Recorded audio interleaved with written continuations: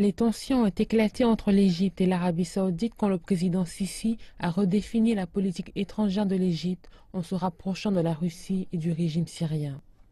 Les tensions sont arrivées à leur paroxysme en octobre dernier lorsque le Caire a voté en faveur d'une résolution russe sur la Syrie. Malgré le fait que la résolution n'a pas été adoptée, les pays arabes ont tout de même ouvertement exprimé leur désaccord avec la position de l'Égypte. Mais tandis que l'insurrection de l'islam militant ne cesse de croître au Moyen-Orient, l'Égypte et l'Arabie saoudite semblent réaliser que la coopération entre les deux pays est inévitable.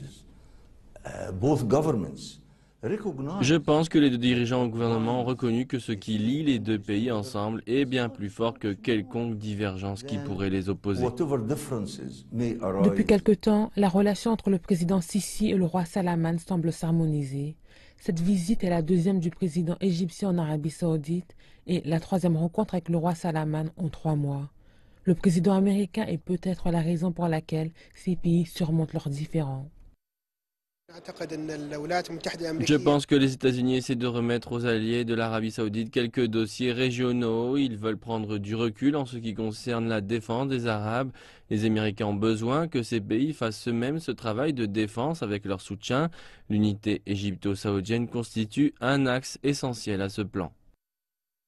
Pour réaliser cet objectif, le président Trump veut que les Arabes fassent un pas en avant dans le cadre de la lutte contre le terrorisme en créant leur propre version de l'OTAN. Il est donc absolument nécessaire que les deux plus grands pays arabes travaillent ensemble. Le concept de l'OTAN arabe sans l'Arabie saoudite et l'Égypte est pratiquement impossible. Je pense que l'idée des Américains ou l'approbation de cette force armée est ce qui a poussé l'Égypte et l'Arabie saoudite à rétablir leurs relations.